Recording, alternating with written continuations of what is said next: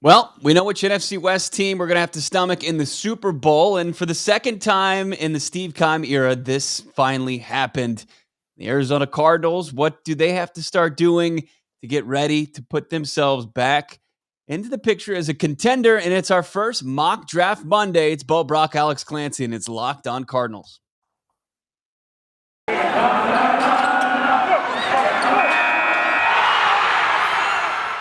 You are Locked On Cardinals, your daily Arizona Cardinals podcast. Part of the Locked On Podcast Network. Your team every day.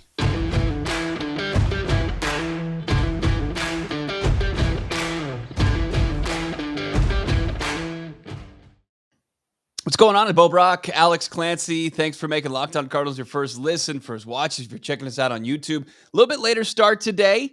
The conference championship games kind of pushed us to recording on the day of. Be a little behind the curtain information for you. Make sure you're following along on Twitter at Clancy's Corner, at Bob Brack to follow me, Bo Brack, and of course at Locked On AZCards.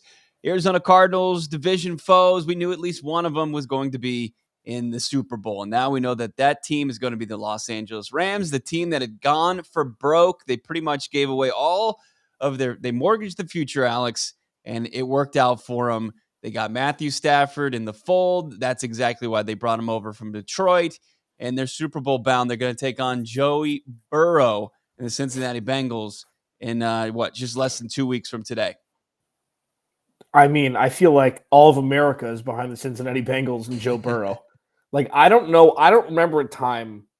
This is like Steph Curry territory where like a whole fandom of sports sees one guy. They're like, man, I like that guy. Like that. Yeah. It's a weird thing, but Joe Burrow is somehow just ingratiated all of our minds with just positivity and like, oh man, look at what he did. It doesn't matter. It's the Bengals. Mm-hmm. It's Joe Burrow. He has his best receiver from college. He has a terrible franchise who hadn't won a playoff game in 30 years. And he just mows through the top two seeds in the AFC and is going to the Super Bowl with a really good chance to win it. Like and then you look at the other side. I mean, it's a makeshift LA Dodgers, New York Yankees roster. So it's like which is obviously more endearing. I think it'd be the former. But yeah, it's gonna be an interesting matchup. Yeah, no doubt about it. I mean, the Bengals for my generation, and we're in the same generation. I mean, they were the punching bag. They were the laughing stock for the entire time. I know that this is their first Super Bowl since 1988, but I was pretty young back then. But for the most part, I knew Bengals as the losers, not even lovable losers. They were just a bad franchise for so long. Yeah, they had a little, some success with Carson Palmer and Ocho Cinco, and of course some success with Andy Dalton and AJ Green, but never to this extent. That those two eras never even won a playoff game. Joe Burrow comes in and he rattles off 3 in a row in his first opportunity. It's pretty astounding. And we've said it before. I mean, they teamed him up with his college teammate they had so much success with in Jamar Chase, 20 touchdown passes in their miraculous run to the national title over Clemson a couple of years ago. Coach O, and here the Arizona Cardinals is like, what would it look like if you teamed up, Kyler Murray with his college teammate? I mean, that's the kind of rapport you have that you can develop, that when you have a guy like Kyler Murray who's still trying to figure out the NFL level, to have that kind of safety net outside of DeAndre Hopkins is incredible. And they missed out on that opportunity with CeeDee Lamb, and they went with the linebacker instead, and Isaiah Simmons. Yeah. But I guess some good news for Arizona Cardinals fans. For the second time in the Steve Keim era into the Pro Bowl, DJ Humphries is going to go to Las Vegas, and he's going to play in the Pro Bowl. He's taken over for the Cowboys' Tyron Smith as at the tackle position as a replacement. So the second time, he's going to be the second first rounder for Steve Keim to go to the Pro Bowl. Kyler Murray was the only one at that point. So that's been kind of, I think, something that we pick on Steve Keim. I don't think that this is a spike the football situation for Keim. I mean, when you sneak in the back door of the Pro Bowl as an alternate, it's not to be as celebrated as getting selected just to the initial roster, but still, a testament to DJ and how far he's come from redshirting, didn't even play a single snap in his rookie season, to a Pro Bowl season in 2021. I mean, these are it's sure. And what he did during the first half of the season was excellent. Like, he never played poorly. I mean, he still had a couple penalties down the stretch. And wait, what's the stat? Do you have the most penalties from the left tackle this year? Second most penalties from the Second tackle most? position. Yeah. Yeah, I mean, but look at who they play. I mean, they played Aaron Donald and Nick Bosa. Like, he had a tough go the second half of the season with who he was lined up against. But yeah, you know what? He's been a pleasant surprise. That contract was very team friendly. And yeah, kudos to him. But yeah, this is one of the. I was asking before, like, does it count being an alternate that the starter doesn't want to play, so you get that nod as a Pro Bowler? Yeah, I mean, I think no sports agent is going to let that slide. I mean, that's a pretty slippery slope. I mean, if you're on the roster, you're on the roster. If you're playing, you're a Pro Bowler. And yeah, he's going to probably get some incentives cashing in on that one. And Arizona Cardinals, I mean, as far as him going forward, I don't think this changes anything that you try to restructure with your left tackle. I mean, he's going to have the second largest cap hit next to DeAndre Hopkins on the Arizona Cardinals in 2022. They've got to free up some cash. I think that they can certainly do so. As our guy Aaron Freeman over at Locked On Falcons jokes all the time that the salary cap is a myth. It doesn't really exist, but to finagle your way around it and act like you're doing something, and maybe some dummy years at the back end, or they can figure something out that would be respectful to their left tackle and DJ Humphries, and save some cash in the meantime, at least towards the cap next season. I mean, it's going to be a necessity as they try to kind of rework some things. I mean, this was a team that won 11 games, but at the end of the season, it struggled beating anybody, and they've got to make some moves. They're going to have to be very active this offseason, and they're going to need some cash to do it. Or what's that other way? What's that other way? Drafting well. Yeah. What's that other way? Because that's an option. I don't know if people remember, but it's an option to draft well also and have those players play and not have to pay them a lot of money and restructure their contract. I'm excited for our first mock draft Monday because Bo and I were kind of in lockstep last year, but there were some very key differences between our methodologies of what positions should be taken where. And I'm curious to see where it stacks up this year after what we saw last year. You mentioned draft well. I mean, I thought we pretty much outlined it when we said it's his second first-round pick since 2013 to make the Pro Bowl. So a little bit of trouble there as far as that goes. Here's where you're not going to find any trouble. Sticking to your New Year's resolution with Built Bar. Built Bar is where tasty and healthy, those two worlds just collide, and it's your secret weapon for sticking to your resolution because it tastes so good. You'll want to eat it. Unlike any other protein bars, they can be chalky, they can be waxy, they can even taste like a chemical spill. You want to eat healthy, but it gets boring. By week 3, you're like, this is just not worth it. Where's the chocolate? Built Bar has the chocolate. They're covered in 100% chocolate. In most Built Bars, they've got 130 calories, 4 grams of sugar, 4 net carbs, 17 grams of protein. Compare that to a candy bar, which has no nutritional value. It's 240 calories, 30 grams of sugar, dozens of net carbs. You're just putting garbage in your body with a ton of empty calories. Go to Built.com in the new year. Save yourself some cash as well. Use a promo code, thanks to Alex and myself, LOCKED15, LOCKED15, and get 15% off your order. You're welcome in advance. Use the promo code LOCKED15 for 15% off at Built.com. Thanks so much for making Locked On Cardinals your day. The Matthew Stafford deal for the Rams, Alex, fully worth it, right? I mean, no doubt about it. I mean, he wins one more game going into yesterday than Jared Goff did last season, and then he took it on to the Super Bowl the first time since 2017. They're back there. And Matthew Stafford, he had a bad goal line pick, right? But for the most part, he made the throws. He found Cooper Kupp, which is still astonishing to me that the guy has 2,000 yards in the regular season and people still can't cover him, or they're not doubling or tripling or bracketing or doing whatever they can to not have Cooper Kupp beat you. He's now had 2 monster games in the postseason back-to-back weeks. But Matthew Stafford is playing at a high level at the right time for the Rams. That's one of the biggest anomalies. Well, I mean, it's like Devontae Adams. It's like they're always open. Mm-hmm. They're always open. And what did I text you? I mean, I texted you over the weekend. I'm like, there's a disconnect between what we saw with the Cardinals, even when fully healthy, with Everybody knows Cooper Kupp is going to get 12 targets a game and he's going to catch 8 balls for 100 yards and a touchdown, and nobody can stop him. Devontae Adams in the red zone scores their touchdowns in the red zone, and everybody knows he's getting the ball. Like, I don't know if it's scheme. I don't know if it's Kyler Murray. I don't know if it's the offensive line not giving Kyler enough time to watch to let plays progress. Mm-hmm. But there is a massive disconnect between like 3 receivers and their quarterbacks and the rest of the NFL. Where it's like that best receiver is going to get all the targets, all the catches, all the yards, and everybody knows it and they can't stop it. Yeah.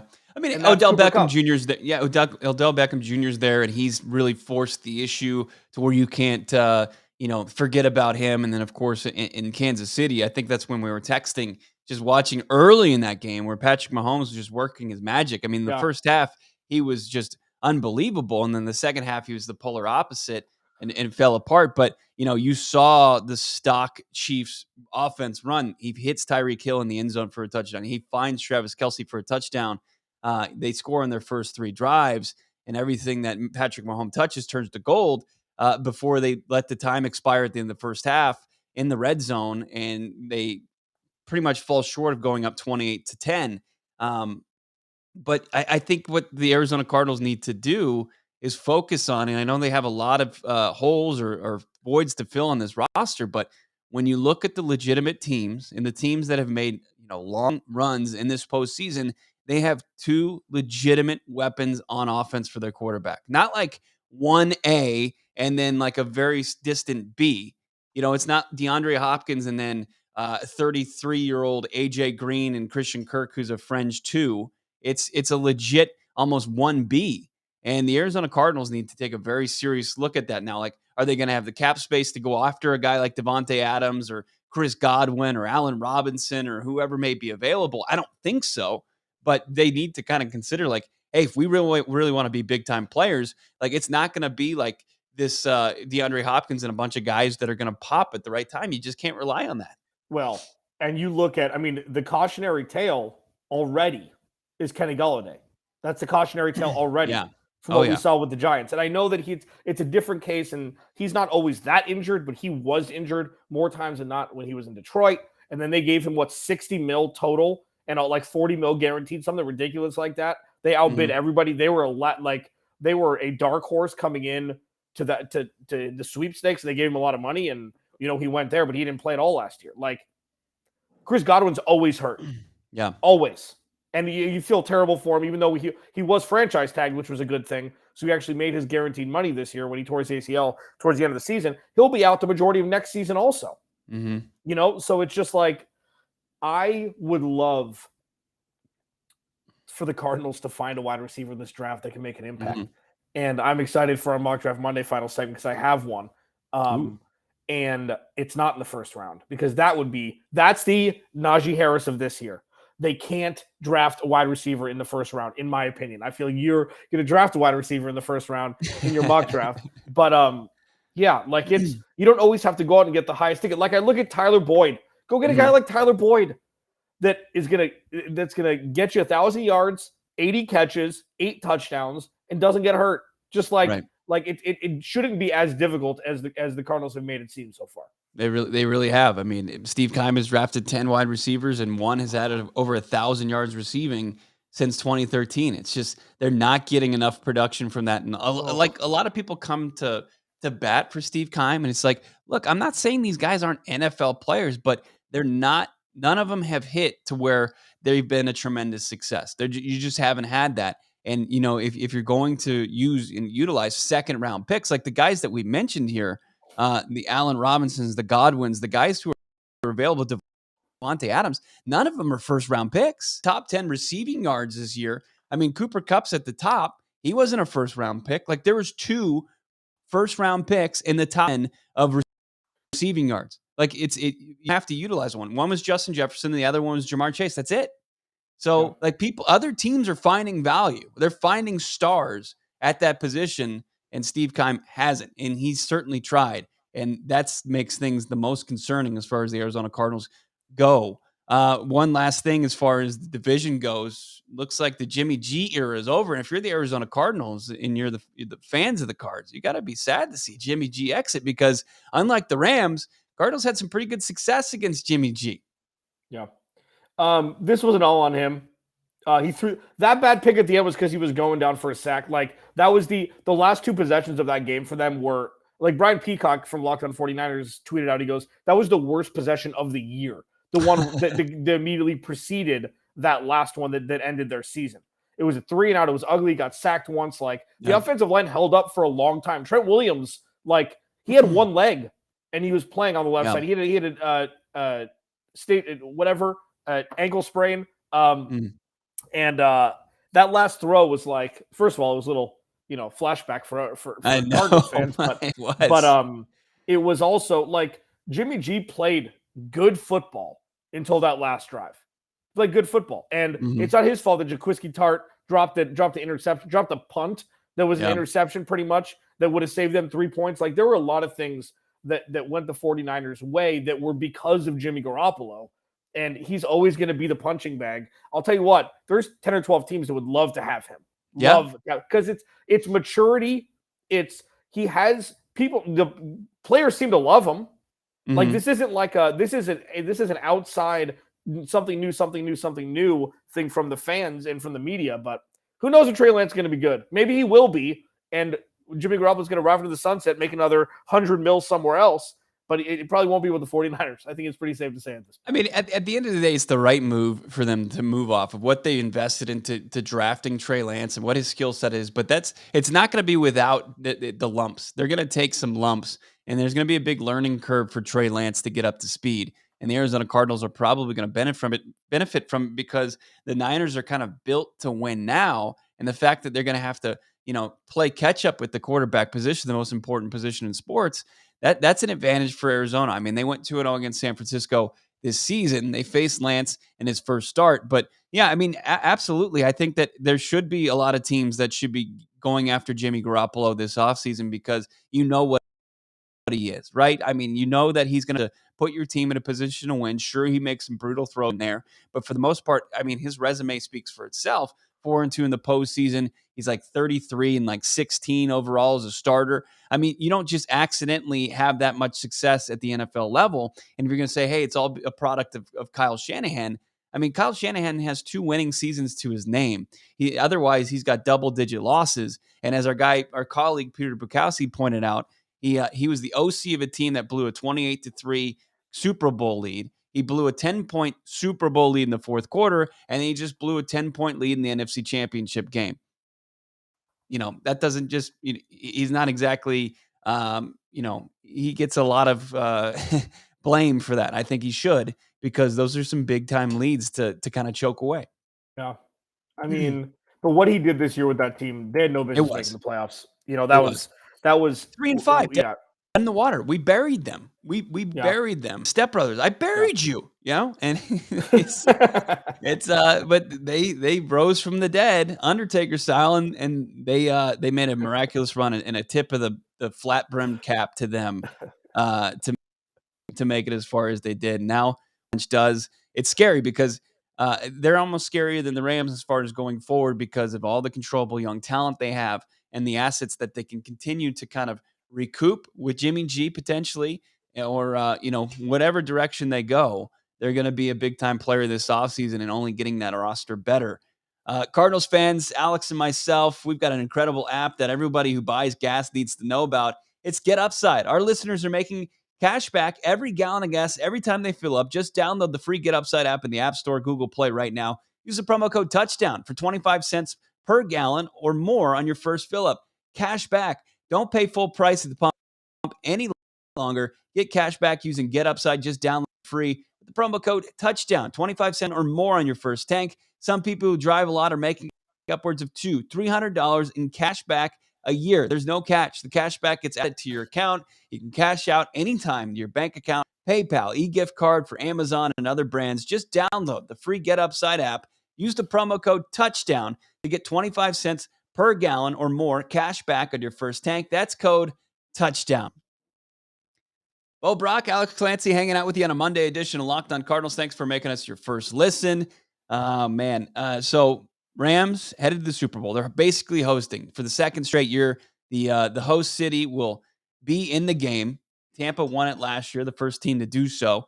And hopefully the Bengals will stop that from happening in 2 consecutive years. But it's a Monday in this offseason. We got into the routine last year on Mondays to release our mock drafts. Now, this is kind of silly draft season, right?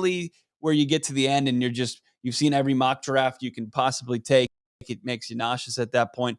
This is just kind of like we're still getting to know these prospects. We're remembering what we watched during the college football season, which feels like forever ago. And we're starting to think, where could the Arizona Cardinals fulfill some needs in the draft? Now, we did 3 rounds, and we'll probably get to 7 rounds by, the final month of this thing, but 3 rounds. And the Arizona Cardinals will likely have, well, we'll see what happens with Jacksonville if they end up hiring Adrian Wilson. That's still something that hasn't been figured out. But the Arizona Cardinals could get another 3rd-round pick. So right now we're operating on the assumption that they have 1 3rd-round pick. So Alex, I'll put mine up first of the of our mock draft here on Locked On Cardinals. A 23rd overall, I have the Arizona Cardinals taking Ahmad Gardner out of Cincinnati. Now, if you haven't heard of it season and their run to the college football playoff, in 3 seasons with their Cats, he allowed the same amount of touchdowns as you, me, and Alex. 0 at the cornerback position. 3 seasons, no touchdowns against Ahmad Gardner. Give me him. The Arizona Cardinals have an absolute need at corner, and he's a good guy that you could add immediately who could start. He can play inside, he can play outside, and I think he'd be a great fit for the Arizona Cardinals at 23rd overall, Alex.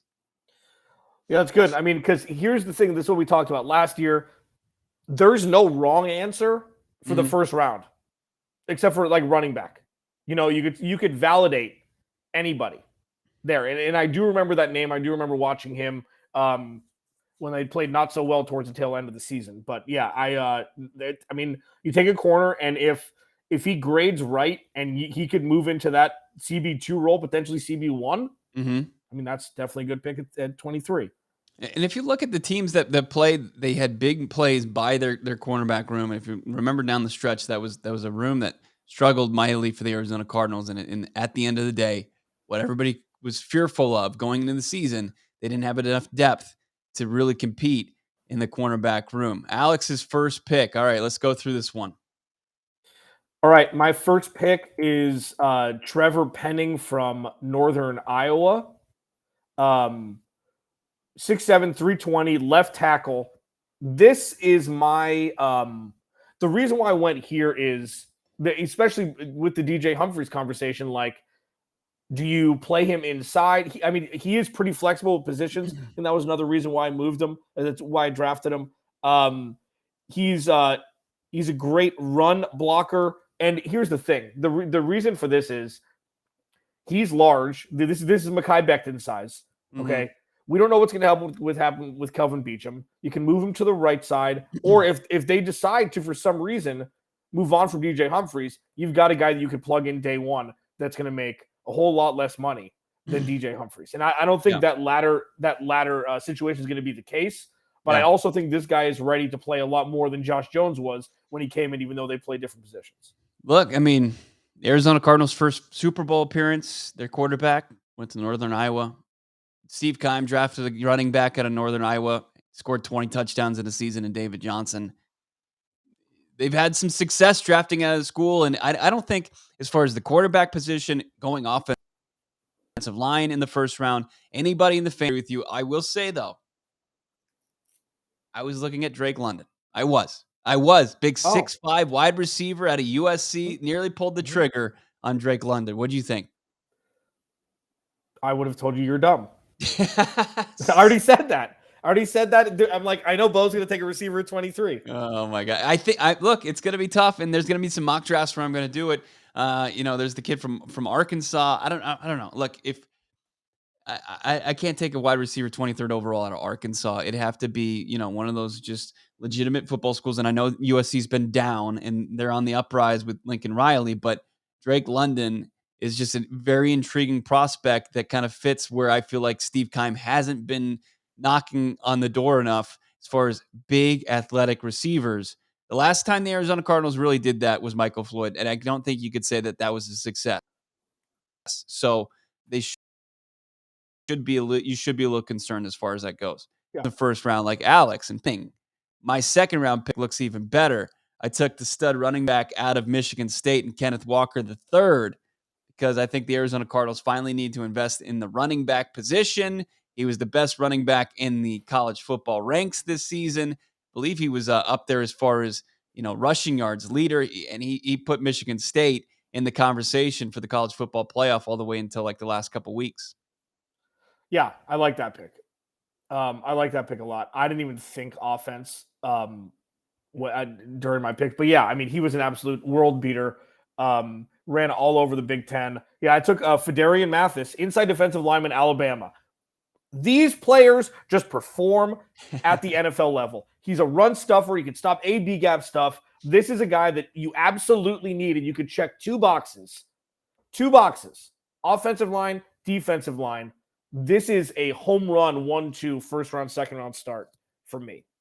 Yeah, I mean, I agree. Build the lines. I don't think anybody would disagree with that. As you always say, eat your vegetables. This is certainly heavy helping of some green stuff. So you're going to have some good color. You're going to have some orange. You got the carrots. You got the vegetable pea medley that everybody needs to gulp down, even though they want to eat the good stuff like the steak.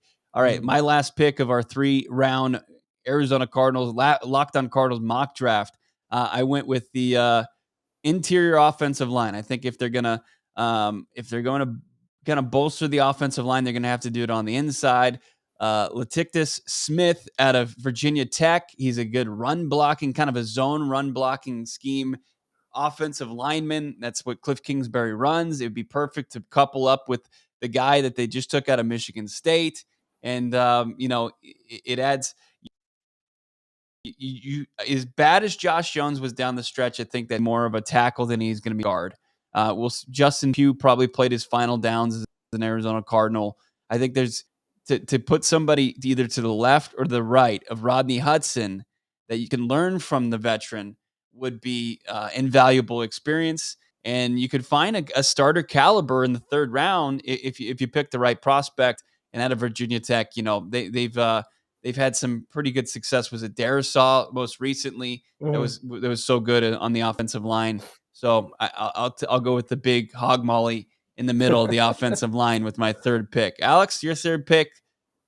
This is a Steve Keim special here. It really but is. I feel like this dude, Christian Watson, I watched some tape on this guy.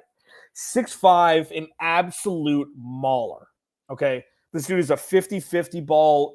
Nobody can, like, I've read a couple articles on him. Nobody can defend this guy. That's pretty much the skinny of it. And it's like I almost got the impression that he's not going to be there in the third round. Like, this is the draft. Like, mock drafts aren't, like the automated mock drafts aren't ever going to be, perfect. And there are going to be some people that are going to drop a little bit lower than they might in the actual draft. Like Kenneth Walker being one of them. I feel like mid-second round maybe a little bit low for where he was actually going to go, but 6'5", outside wide receiver.